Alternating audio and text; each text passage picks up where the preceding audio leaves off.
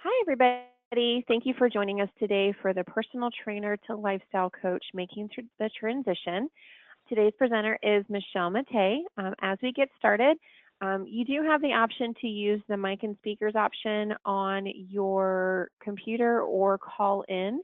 If you happen to notice you are getting, with using your mic and speakers, you're getting a lag and loss of sound, you may have to call in order to hear the full presentation because it does go off of the connection that you have when you're using your mic and speakers option. So just one more thing, if you have questions, or two more things. If you have questions, you can type them in the questions box and we can ask them during poll questions or during the question and answer section of the presentation. If you are only listening to me and you cannot see the PowerPoint slide, that means you have not logged in properly. And it's actually not going to show you as being here, so you won't get the quiz at the end once it's sent out with the recording.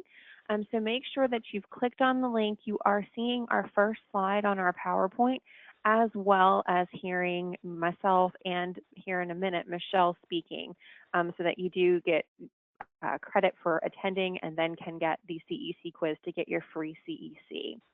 And at this time, I'm going to go ahead and turn it over to Michelle. Thank you, Erin.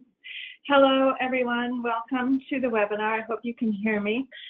This month's theme is lifestyle coaching, and as I was thinking about what to do with it and how to present it, I just thought I'd kind of steer more toward the business end of it. My experience with personal training is that you forge these relationships with people that are often long-term relationships, and before you know it, you're trying to help them with other areas of their lives besides fitness, in one way or another. And so it's kind of an opportunity for you as a trainer to maybe expand your horizons a little bit, offer some additional services, especially as the personal training market is becoming more saturated, and the gyms, like the big box gyms, are kind of holding, I think they're kind of holding wages down for trainers. And so the market is growing more competitive and harder to find clients, and harder to, actually make some decent money in the business. So this is an opportunity for some people. It's probably not everybody's cup of tea, but it's an opportunity for you to maybe branch out a little bit and either augment your personal training business or even, switch gears altogether and just kind of redirect your focus. So we're just going to talk a little bit about the business of life coaching. And I started thinking about what makes us get involved with other people, and why do we care. And so some of the things that you might think about, if people trust and confide in you on a regular basis, some people you feel like you can just trust them. You tell them all your personal stuff for whatever reason, which we often experience as trainers. We hear a lot of personal information about our clients. Sometimes it's TMI, but, they trust and confide in you. If you're good at building rapport with people, which if you're successful at personal training, you probably are, good organizational skills are important because that's something that you need to convey to a life coaching client. So, if you've got your stuff together, if you know how to stay organized, and you're good at time management and things like that, that's a really good asset for you to have as a life coach. Being a good listener is, of course, very, very important. That really is what lays a foundation of trust and rapport with your client. So, definitely being able to listen to people, not talk at them or over them, but just, ask open-ended questions and let them do the talking. Asking the right questions, very, very important. Again, asking probing questions that really, again, open-ended, that really invite your client to share what they're thinking, what they're feeling, what they need, what they're afraid of, all of those things. So, being able to just ask questions that bear fruit in terms of the response that you get from your clients. Gossiping, of course, there's a lot of confidential information. Same with personal training, but definitely with life coaching. And in order to establish trust, you need your client to feel like they can trust you with their personal information that they're inevitably going to share with you. Being able to see things objectively, being able to step outside of the situation and evaluate it objectively without bias, very important. And just, if you really love to see people succeed, if you love helping people, you like to see people succeed, love to see them live better, happier life, then, this might be a niche for you. So something to think about. Obviously, training and coaching do have a lot of things in common. With training, of course, we focus on our fitness goals. We focus on, lifestyle behaviors, things like that. Definitely nutrition, and then programming is an essential component, essential element of that. And the programming is really kind of science-based. It's the results you get from personal training are pretty scientific. You put in A, B, and C, and you get D. So fitness, and then with coaching, you're going to look more at their life goals and their dreams. So instead of focusing in just on fitness goals, you're going to look at maybe some more general goals, or goals that don't necessarily have anything to do with fitness. You're going to have to identify obstacles. What is keeping your client from realizing their dreams or from making their, reaching their goals? A lot of planning goes into it, and there are a lot of resources available for life coaches that we'll talk about a little bit later. So all of those things are a little bit different from personal training. But then the two areas do share a lot in common. There's definitely an element of goal setting, regardless of whether you're doing fitness or life coaching. Strategizing, how are you going to get from point A to point B? Motivation is definitely key in both areas. Keeping your client encouraged, keeping them accountable. Accountability is huge in fitness, we know for sure as trainers, but also it's really important when someone's trying to reach their life goals, realize their dreams. They've got to be accountable for the choices they make and the actions that they take. Communication, of course, is always key. And discretion, again, meaning that you are not going to share information that was given to you in confidence. So a lot of things in common, which is why I think sometimes, as trainers, like I said, we tend to dabble in our clients' lives outside the gym. And so, and there's nothing wrong with that as long as that's what they're asking you to do. I brought executive function into the picture here because a lot of people that seek life coaching have difficulty with basic executive function skills. Executive function is just your ability to take information and use it to organize it, to plan, to strategize, and to be able to manage your life in a way that you have positive outcomes, working toward a goal, things like that.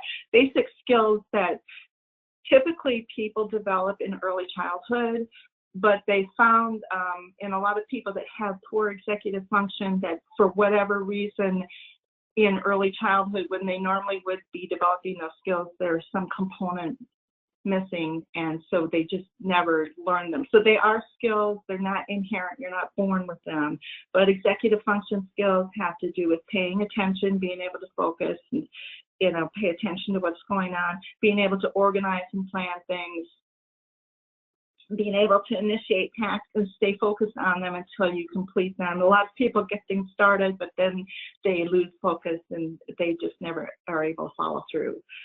Being able to regulate your emotions, not let things overwhelm you, or not, take things personally that aren't, things like that. And then self-monitoring is just being able to, be accountable for your actions and being able to make sure that you actually follow through. So some people, they struggle to plan and manage their time and stay organized. It's just a challenge for them, and it keeps them from reaching their goals and realizing their dreams. So executive function skills, if you're going to go into life coaching, this is an area that you want to do a little bit of research and see, how some people just really cannot manage their life. There's those people we say, oh, that they're just a hot mess. They're always late. They're always disorganized.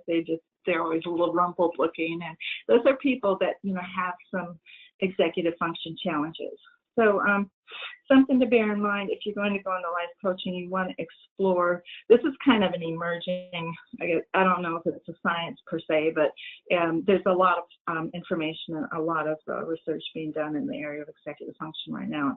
It's very, very relevant to life coaching. So just to remember that executive functions can be taught and learned, even to adults, even though we typically learn them as children, but they are skills that can be learned. So here's a good definition of coaching, partnering with clients in a thoughtful, thought-provoking, and creative process that inspires them to maximize their personal and professional potential. And that came from the International Coach Federation. So I like that they use the words, I like thought-provoking, and I like that they mention creative, because I've long said that personal training is a creative process. You're putting together things in a creative way for each individual client, and I think that holds true for life coaching too. So if you're a creative person, that's probably another thing that indicates that this might be a good niche for you. So some qualities of a great coach. Empathy means, of course, that you can put yourself in the other person's shoes, even if you've never been there before. You can try to imagine them. The saying, I feel you, is really a expression of empathy, right? I feel your pain. I understand where you're coming from, and I've never been there, but I feel you, and that's what empathy is. Being an attentive listener for personal training or life coaching is probably under-recognized as a skill, but it's very, very important, because you can't help your client unless you know what is going on with them, and you can't know that unless they tell you. And you have to listen and pay attention to what they're saying. So it's very, very important to be able to listen, and also to be able to ask those open-ended questions that yield information that you need.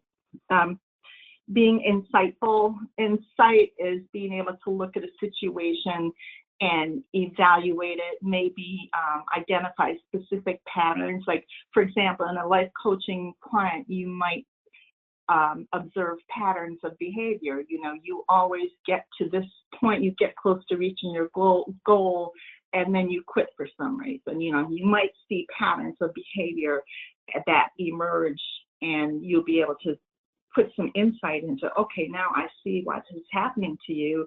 Now that we know what it is, we can change it and fix it. Being genuine is very, very important. Being genuine just means that you're being yourself, you're being open, honest, authentic, that your client can trust you because they see that you are not, pretending to be something you're not, or not putting on airs. You're not going to use information that they give you against them in any way. So there's an element of trust there. When you're genuine and authentic, people trust you more. And then experience. It's important to have some experience working with people, for sure, which as a trainer you probably do. It's nice if you have some relevant experience for the population that you're coaching. For example, if you want to be a weight loss coach, you might have some insight if you yourself lost a great deal of weight and you understand, the struggle of it. So it's not 100% necessary to have experience with the population that you're coaching, but you can see where it'd be an asset. It would definitely be a helpful tool. So those are some of the qualities that you need to be a good life coach. And what you do for clients, with fitness, of course, we help them, realize their fitness goals, lose weight, build muscle, get stronger, fix their posture, whatever. Life coaching is a little bit more general, I guess. You're helping to create positive change in their lives, and that will just vary greatly from one individual to the next. helping them to identify their personal or professional goals.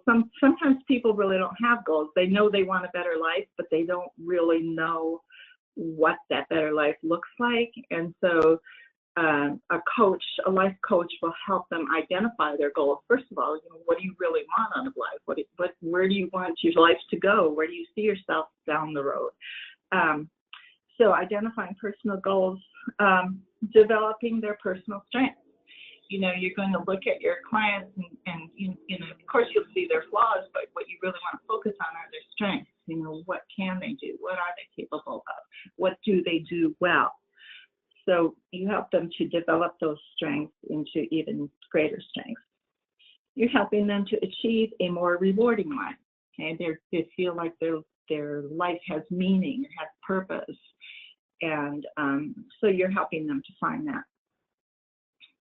Improve professional performance. A lot of coaches work with businesses and executives, or anybody really that works in business, to help them perform better professionally, help them to achieve personal growth, just become a better, more informed person, and then also help them to become accountable for their outcomes.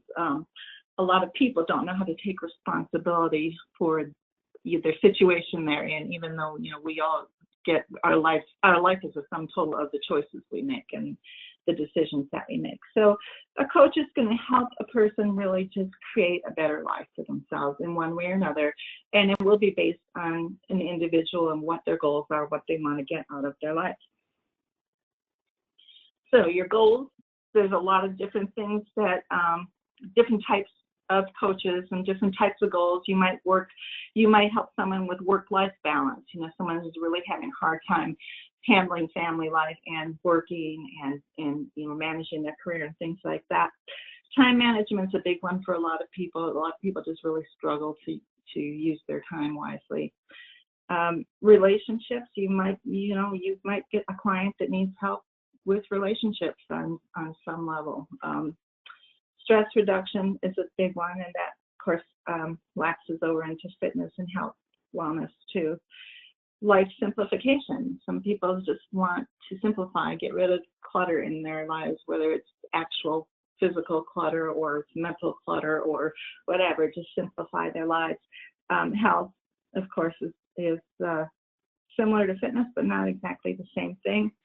Performance of any kind, maybe they want to be a better public speaker, or there's a lot of different. Performance can cover a lot of different areas. Of course, in fitness we think of athletic performance and those kind of physical skills, but it could be any kind of performance. Professional growth, how do they grow as a professional? Which direction do they want to take with their career? And personal growth, what do they want to do with their lives? How do they want to change them? How do they want to expand themselves as human beings? So these are, some goals that you might encounter. And like I said, they're going to really vary from one client to another.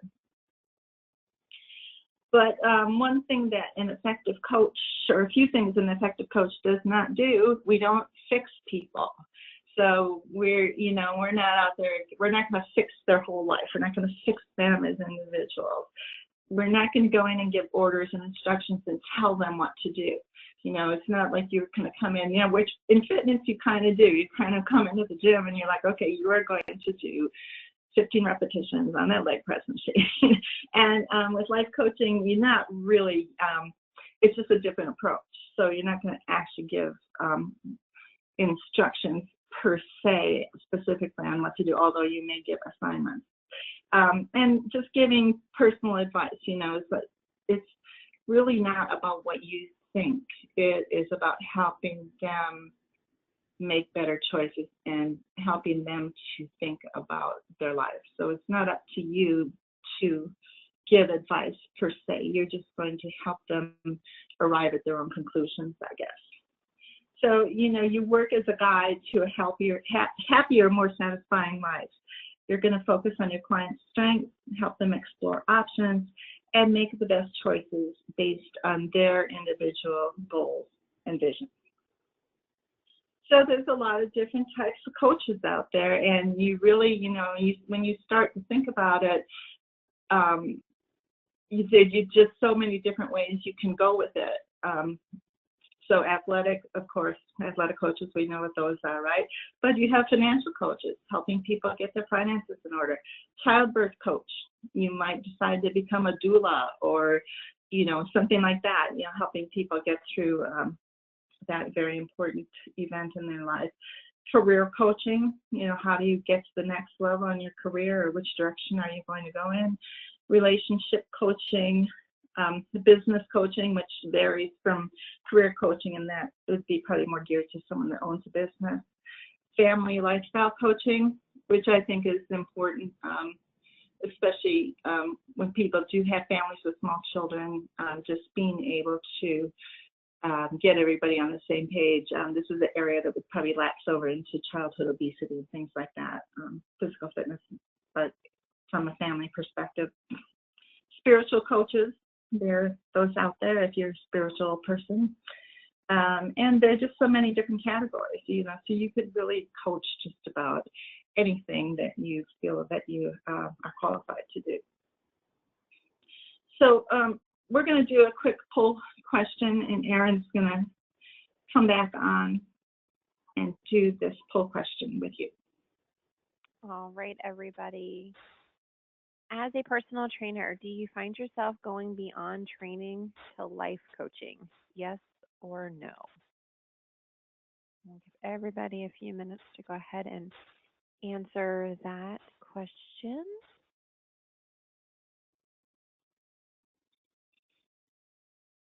Again, if your audio is going in and out and you are using the mic and speakers option, I know there's a couple that have had some issues.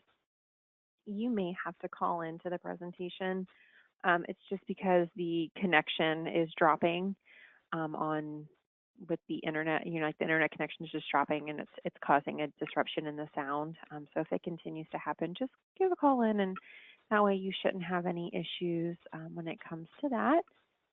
All right, we are going to go ahead and. So 90% of you said yes. As a personal trainer, you do find yourself going beyond training to life coaching, and 10% said no. I'm going to go ahead and turn that back over to you, Michelle. Okay, thanks, Erin. So yeah, I'm not surprised, just having been there, done that, and just knowing how easy it is to become entangled in your clients' lives, especially the longer you train them, the more entangled you become, and it starts to become a real fuzzy line between them, in your professional relationship with them. But it's not surprising. So we're just going to talk a little bit about what kind of credentials you need to be a life coach. And I did a lot of research online before I put this together, and it kind of is like a Wild West out there as far as credentials for life coaching are concerned. And some of it depends upon, the specific niche that you're looking at. But if there's it really comes down to it's almost like what the fitness industry was, back in the 20th century when just anybody could be a fitness trainer, and I guess it's still that way a little bit, but we did in the industry, we have kind of encouraged people to be certified and that sort of thing. We probably haven't arrived all the way yet, but as far as life coaching, the credentials are just as diverse as the coaching categories themselves. It just depends on which niche you go into. So it's just going to vary with the type of coaching that you do. There are tons of training programs for life coaches online. I was really surprised, actually, at how many there were. So you have a lot of options to get training, to get certification. To me, general certification is a minimal requirement. You should have some kind of certification or other that says that you are a certified life coach. And also, I'll just add here that I'm using the term life coach, but it's also called lifestyle coach. It's also called personal coach. Those terms, the terminology is used pretty interchangeably. So, I'm just using it interchangeably as I'm speaking. but it's the credentials. It's kind of loosey-goosey as far as credentials are concerned. So again, some specific things. For example, if you want to be a childbirth coach, you probably would want to get certified as a doula. So there are some niches where there are specific certifications that have pretty well-defined requirements, and then there are other areas like career coaching, not so much. You would think there would be some element of psychology in life coaching, and a lot of the programs do offer that, at least some teaching in that, but it's pretty wide open. I did want to mention here that W.I.T.S does have an online lifestyle coaching certification. And so, if you need CECs, which everybody needs CECs sooner or later, it's a great opportunity for you to get some CECs toward your personal trainer certification, and at the same time get another certification, because I always think that, if you're going to take more education, you should get as much out of it as you can. So bear that in mind. If you're looking for CECs, you might want to get another certification, older adult or youth or lifestyle coaching. But we do offer one. So niche coaching is basically saying, what kind of coach am I going to be? What kind of clients am I going to have? Who am I looking for? The thing with personal training, for most of us, not all of us, some of us do niche training. But, I always did general population training because, I wanted to make as much money as I could. So anybody, just whoever wants to be my client, if you have the money and I feel competent to train you, then we'll go with it. But I think especially with life coaching, you might want to think about having a niche, not just taking all comers with all their different problems. I think that might be a little bit more complicated than personal training. But one way to determine that is identify your strengths and interests. What are you interested in? What are you good at? If you've taken ballet since you were 3, maybe that would be a good niche for you to be a dance coach or, a Pilates coach or something like that. So look at your strengths and interests. Have you been in martial arts, or what are you interested in? You like to paint and draw? Just think about what your strengths are and how you could carry your strengths and interests over into a coaching career. Reflect on your experiences and your expertise. What do you do really well? What do you know about? What experiences have you had in your life? And think about using that as a springboard for your coaching business. Another good approach to deciding a niche is what problems need solving. If there's a problem that needs solving and it's shared by a lot of people, then there is a demand for a problem solver, which would be you, the life coach. So think about that. What do people need? What's missing in the lives of people, and how could you be a catalyst for change in their lives? And then just ask yourself, is there sufficient demand? Maybe you're good at juggling, but is there enough demand for a juggling coach to, would they pay you enough to make it worth your time? I don't know. Maybe they would. So, those are all things you want to ask yourself when you're determining, what niche you're going to actually direct your coaching business to. I highly recommend that if you're going to transition from personal training to niche coaching, lifestyle coaching, that you get additional training. So I definitely encourage you, get more credentials, get as many credentials as you can. They don't always have to be a huge certification program. They can be a workshop, they can be a seminar, they can be an online training session. Anything that you can use to kind of pad your resume, add some different credentials to justify your enormous fees that you're going to charge as a coach. But get credentials. They're really very, very useful in so many ways. There's tons of online programs. Colleges and universities, a lot of them offer some type of life coaching education of some sort or another. Weekend workshops. There's a lot of specialty training for specific areas, specific niches. So, you got to get online and do some exploring and figure out, what kind of training you can get. And then when you're ready to get started, or maybe after you've had a couple clients, you want to put together a portfolio. Now, if you're already successful at personal training, you could probably take some of the information you have from your current clients and kind of transpose it into your life coaching portfolio, if possible. But you might want to include things like photos, testimonials from your clients, the type of coaching tools that you're going to use, and I'm going to share a website with you in a minute that can direct you to some of the coaching tools. There's a lot of really cool stuff out there that you can use. So I would put that in my portfolio. Here's the tools that I use. Tools that you measure for progress. How do I decide if this person is actually benefiting? You want to have some kind of measurement tool, which again you can find an abundance of online. How do you know? And with fitness, we know, okay, we took your body fat and we measured your waist and your chest, and we see that you've made some progress, and then we do assessments. Well, there are other tools.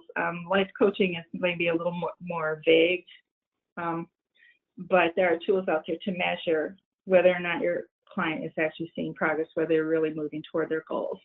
Any business documents that you use, you could put those into your portfolio, the type of agreement you have, your fee schedule, things like that. Put those all into your portfolio. And then any kind of, like if you have a certificate saying you're a certified lifestyle coach, or any kind of certificates of completion from workshops or anything like that.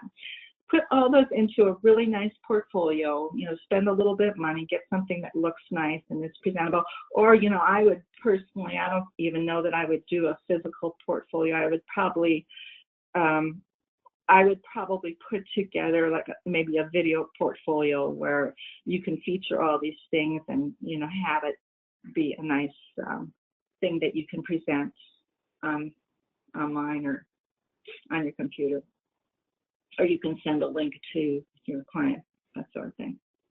That's probably the route I would go. Here's this. I wanted to share this website with you if you're really considering lifestyle coaching.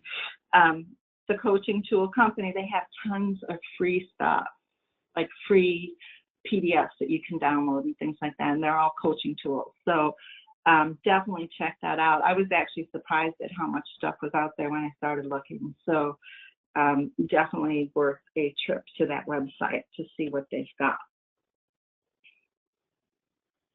All right, and Erin, I have another poll question. All right, so our next poll question is, do you feel lifestyle coaches need additional training and certification? Yes or no? Which also prompts the question that we have in the questions box from Chantel Davis. She said, what type of other credentials help with lifestyle coaching? Well, certainly if you have any academic background that, you can somehow apply, or, that sounds good. Like if you had a bachelor's degree in psychology or something like that, I'm sure that would be very, very helpful. But even your credentials as a personal trainer, it is a form of coaching. So I think that in itself gives you some kind of foundation, some kind of springboard. I would definitely just get a basic coaching certification. Like I said, we've got one at W.I.T.S, but there's some other ones online you can look around.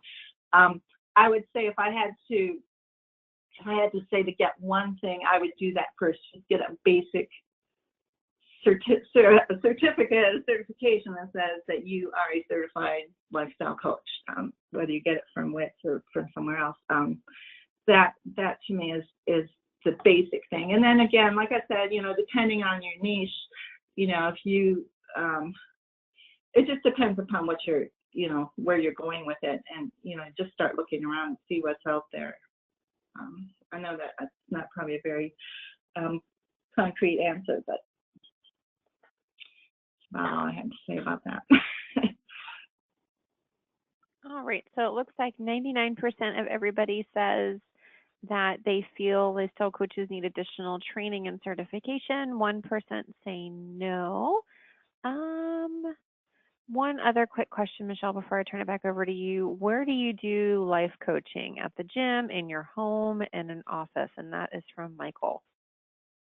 Michael, actually, most of the people that I know that do life coaching actually do it online. They either do it, they Skype with their clients, or they do it by telephone, or they do it by email, which is kind of good because then that doesn't limit you geographically.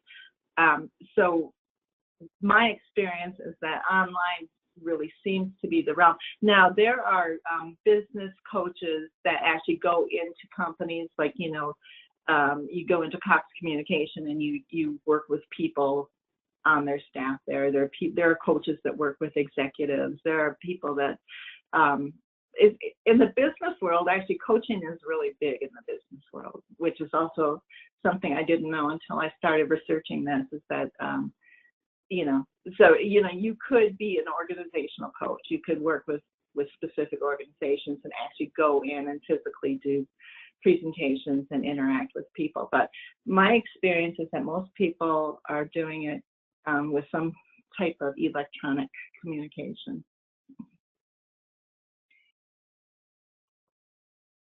Great. Thank you, Michelle. I went ahead and turned it back over to you. All right. Thanks, Erin. All right, so these are just some strategies for making the transition.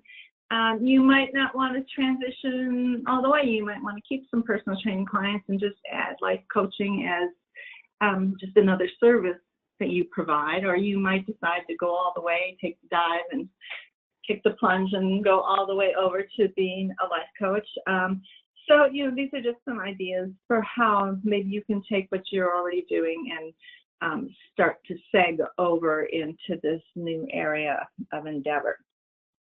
So again, you're going to decide who you're going to coach. And one thing that I found really helpful in any business, no matter what kind of business you're setting up, even with personal training, is start thinking about specifically the people that you would coach. And I like personas. Personas are like, it's kind of like a story that you're making up about a person. Like, you could say, okay, this is Suzette, and she is a 40-year-old executive at X company, and start, develop a persona. What is the person like? What's their gender, their age, what type of work do they do? What type of lifestyle do they have? Their needs, their goals, their fears. Building personas is really a very, very good way to get, if you work with a team of people, to get everybody on the same page.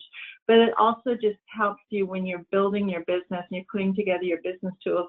It helps to get this kind of mental picture of the types of clients that you're going to be working with. So I like personas. And I think they're probably a really useful tool to just do at least 2 or 3 of them to help you get a mental image of your target audience. Who are you going to market your business to? So that's a suggestion. Again, expand your credentials as much as possible. And this is, I would get a certification to start with, but this is an ongoing process, right? You don't have to do it all before you start your business. It's like, you don't wait till all the lights are green before you leave your driveway. You just get out there and go along with the traffic. So I would say start with a basic cert, but you can get stronger. And part of identifying your weaknesses is being in the process of coaching. As a personal trainer, you might have realized at some point that, oh, I don't know enough about this topic, and so you went and got more information about it. You learned something about it. So identify your weaknesses and just add credentials as you go. In other words, it's like really like keeping current with what's going on in the realm of coaching, and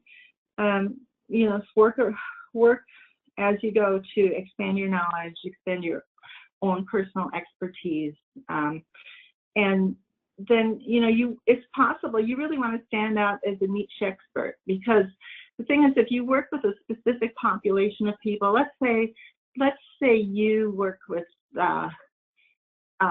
families with older adults and helping them find solutions for how they can keep their older adults at home and not put them in a nursing home or something like that. Maybe that's going to be your niche. And so, in order to be viewed as an expert at that, you want to learn as much about that population as you can. So when you stand out as a niche expert, you're going to get referrals. You're going to get people to say, hey, I heard that you're working with the Joneses and I really need similar help, can you help me? So it really helps to establish yourself as an expert in a specific niche. It will make a big difference for your business. And then just be a lifelong learner. You always want to grow and expand yourself. As you grow, your expertise will grow, your ability to work with people will grow, your ability to help them grow will grow. And so, I think that's really an important thing is that you stay informed, you stay involved, and you get as much information as you can to do the best job you can. You can start small. You don't have to, hang out your shingle and start soliciting life coaching clients right away. You can begin with your base. Who do you know? Who are you already working with? Maybe some of your personal training clients that you've been doing a little bit of life coaching, maybe you can convert them in some way, sell them a package of 4 sessions a month or something and start working with them in those areas that, you say, hey, we've been talking a lot about your family stuff and I've started doing life coaching as a side thing. Maybe we should talk about that and see if you'd be interested in spending some time just focusing on those other things that you're talking about. So just begin with who you know. My advice to people that are going in personal training, my advice has always been find one client and transform their lives, and you will never have to worry about advertising or finding clients again. And I say the same thing with life coaching, just find one person. If you get one person, start building your portfolio and make a difference in their life. Show them help them to get their life better, help them to find happiness, help them to find success, help them to get on the path to their dreams. If you transform one person, you will always get referrals. So begin with, your base. Who's around you? Who needs help? What can you do? Select your coaching materials. Again, I highly encourage you to visit that website, but there are a lot of materials out there. You don't have to reinvent the wheel. The stuff is already out there. So I would definitely have a look at that. Hit some home runs, but what I was saying before, have some success with a few clients and start building your portfolio and you can expand your business. Definitely keep records, always keep records. It's a very, very important part of running a credible business. So keep records of progress. You want to track successes, things that happen, setbacks, all that stuff. Just document everything. Take a lot of pictures if you can, which if you're online might be a little bit trickier, but they're nice in a portfolio. Images are always helpful. Ask your clients for referrals. Fitness has always been a referral business, and I believe life coaching is also a referral business. So, ask your current clients for referrals or ask your personal training clients for referrals. And then build your portfolio with the information that you have. So, it doesn't have to be, like I said, it doesn't have to be overnight. It can be gradual.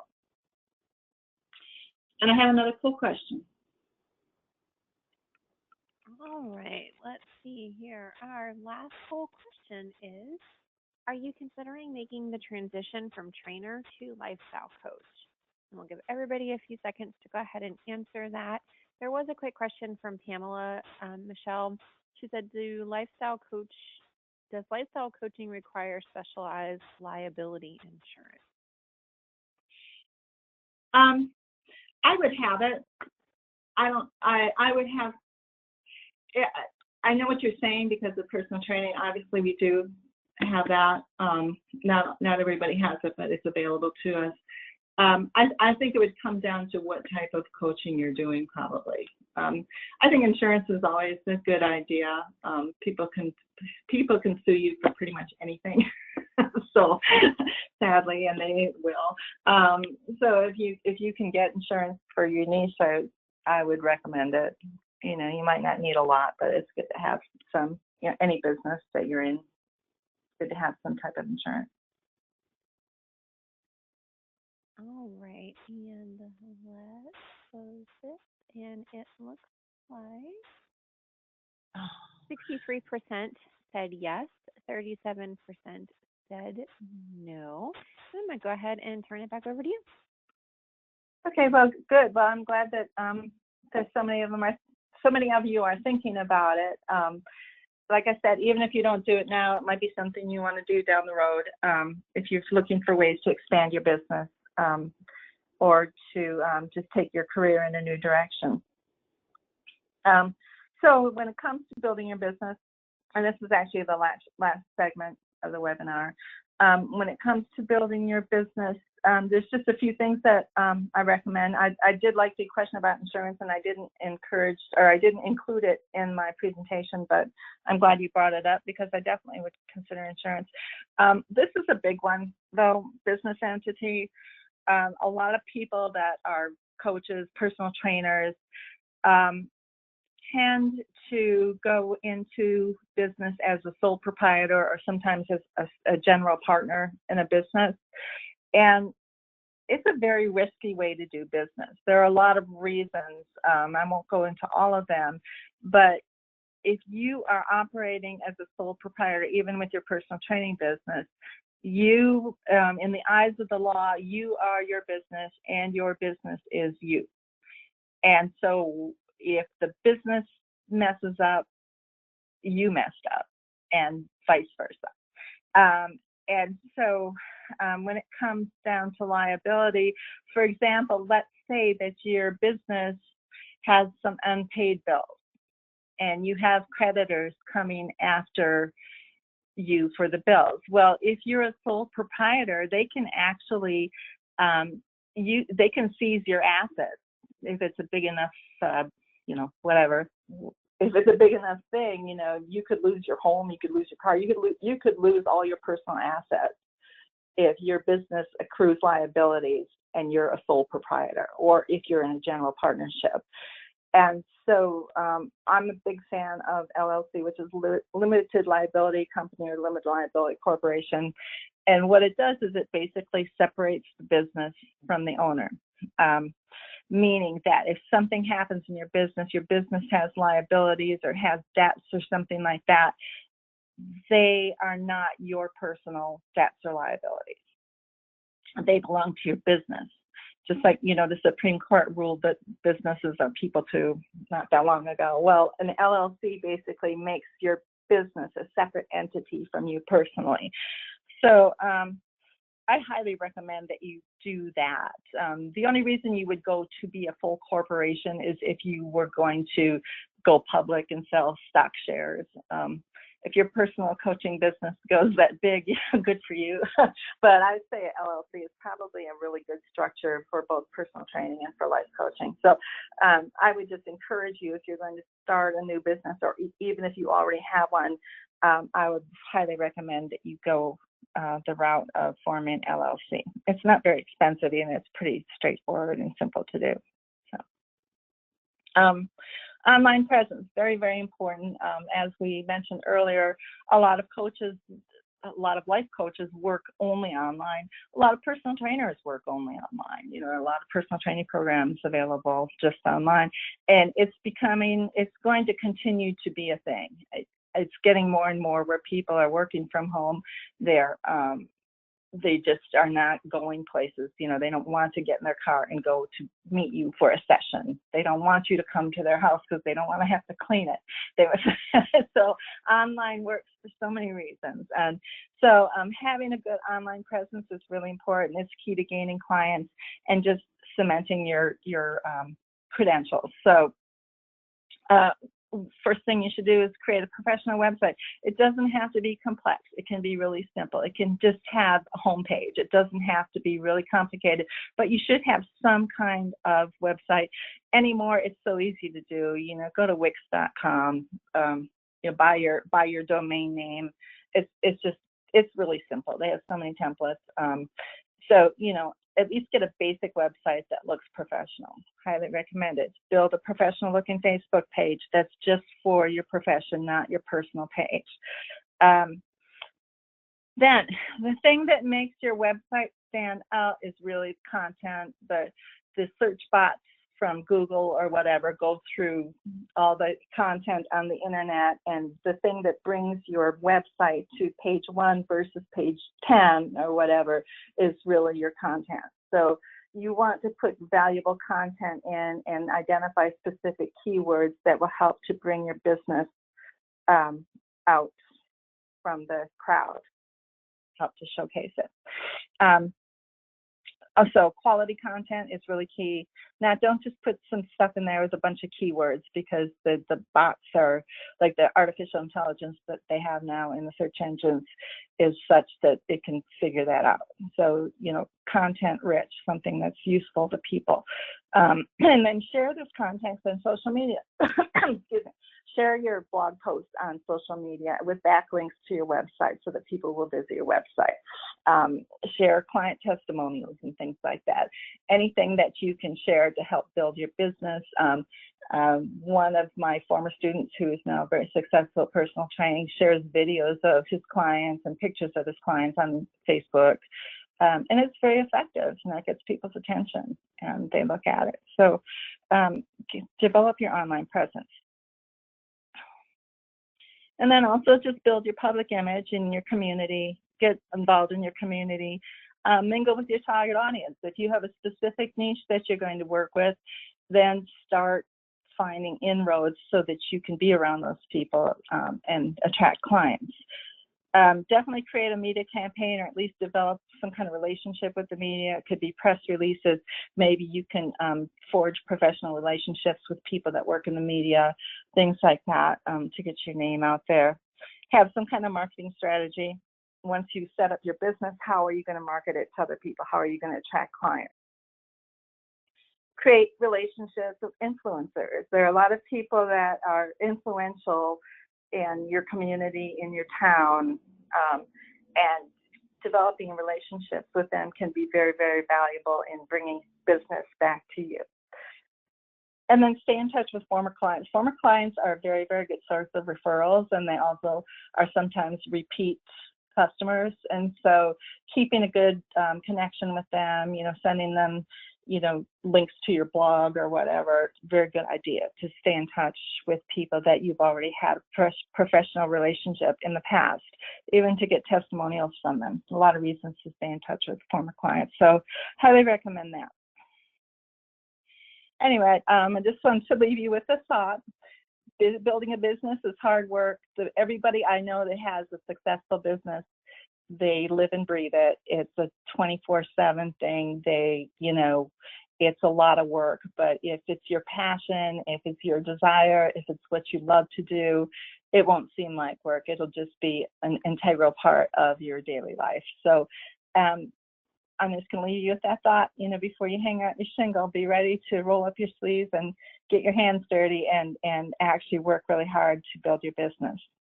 And I just want to thank you all for taking your time, and I will field a few questions if you have any.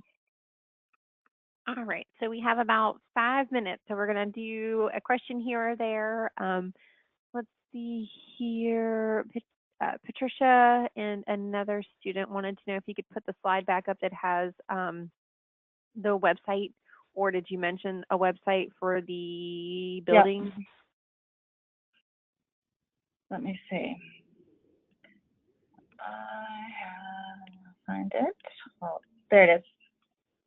coachingtoolscompany.com, the coachingtoolscompany.com. All right. And what did you suggest for where to build a website at? Okay, so Wix.com is one that I've used before, W.I.T.S.com, and you can build a free website there. You can, I'm pretty sure you can purchase your domain name through them. The tools are really easy to use. They've got really nice templates. So I really like them. There's a couple other ones out there like GoDaddy and some other ones, but I like Wix. I like the look of their templates and their images and stuff like that. And they're growing. They're always adding new tools and new images and things like that. So I've had a lot of success with them. So I recommend them.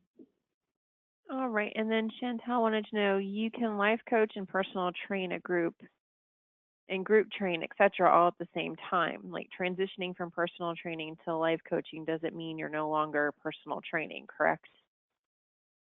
Yeah. I mean, if you you could just call yourself a a coach / trainer or something like that, or I would just do it as I would just say menu of services, and have that just be one of the things, life coaching as a separate service from personal training.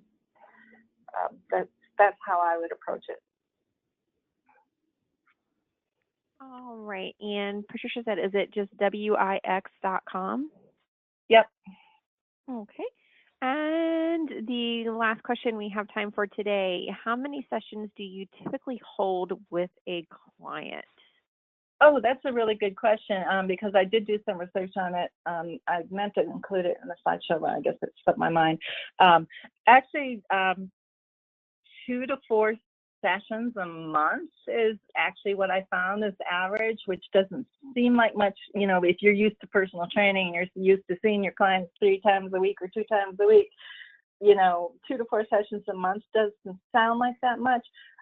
But I think that the difference is that you're going to do a lot of side work with life coaching, where you're going to be putting together materials for them and giving them assignments, and you'll probably be communicating with them, but not actually holding a formal session. And so, yeah, that's what the stats said. That it said really 2 to 4 months is typical. But okay, so fees were really high compared to personal training, the coaching fees that I saw, like probably at least twice as much as what you would earn as a trainer. So again, that's going to depend on your target market and your niche and your, where you live and things like that.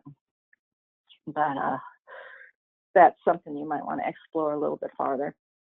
But yeah, so in some ways, even though you'll still be doing work for your clients, that time you spend with them will not be as intense as it is with your personal training clients. So might be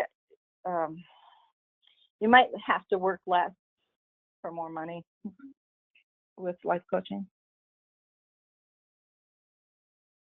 And one last quick question before we wrap everything up here. How long are the sessions usually? 30 minutes or an hour?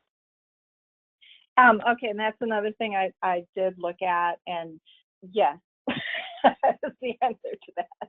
So 30 minutes, 45 minutes, an hour, that's something that I guess you would define with your business. I would imagine also as you're going along, you would probably find a sweet spot for that. An hour could be a long time. Should be doing that kind of thing. So I'm thinking it's probably going to be closer to half an hour, 45 minutes. All right, so we don't have the time to answer any more questions at this time because we have hit our hour mark. I did want to let everybody know before we end today that in about 2 hours, if you have viewed this presentation with us as well as listened, you will get an email with a recording. And the recording will also have a link at the bottom that'll have the quiz for the CEC. And you have until Monday at 8 a.m. Eastern Time to complete that. Please, please, please be sure to check your junk or spam folder for this follow-up email that's going to look very similar to the email you received with the link to log in. Because once they send, we are unable to resend those emails and unable to send the quiz separately. So you have to really look for that in your email because we have no ability to send it after. If you're only listening to us and did not view the presentation, We hope you enjoyed listening in. You'll get a recording, but you will not get the quiz because you have to click on that link to show that you are here. If you have questions for Michelle, you can email us here at the main office and we can get those over to her. I don't see where she listed her email, so we can get those over to her if you have additional questions for her that she can answer, when it's convenient for her. And at this time, I'm going to go ahead and turn it over to Michelle and let her lead us out. All right, well, thanks, Erin, and thank you all very much for joining the webinar. I hope that you got some value from it. If for those of you that are considering life coaching, I really encourage you to do it. It's always good to expand your base, expand your source of revenue. Like I said, personal training, there's a lot of trainers out there. It's getting really competitive. And so this is just a way for you to make some extra money and maybe, even take your career into a new direction. So I really encourage you to pursue it, and start small, so you don't want to, I would just put my big toe in and see how it goes, find a client and see how it goes. And, maybe you'll find out, oh, okay, this really isn't for me. Or maybe you'll find out like, wow, why wasn't I doing this sooner? So anyway, thank you all. I hope you have a great day, and we'll hopefully see you again soon. Bye.